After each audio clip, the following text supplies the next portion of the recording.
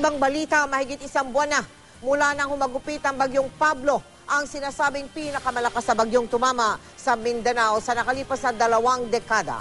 Ang mga biktima dumadaing pa rin dahil hindi raw naaabot ng tulong, lalo na yung mga nasa liblib na lugar. Nakatutok si Pia Arcangel.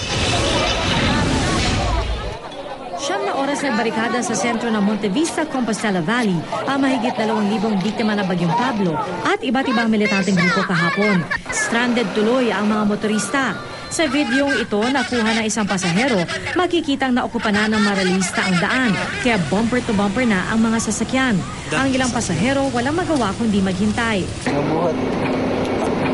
Abot na po sa kondisyon na.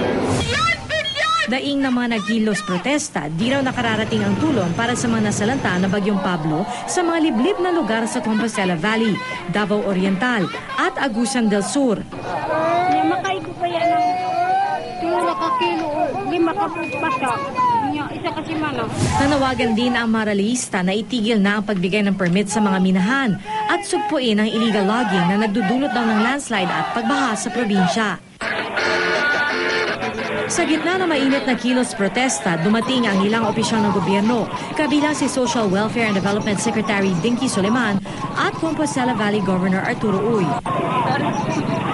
Nangako si Secretary Soleman na mamamahagi ng bigas bukas sa kondisyong may plano para tiyaking may abot ito sa mga nasalanta at may pagbibigay alam na galing ito sa DSWD at hindi mula sa ibang grupo o politiko.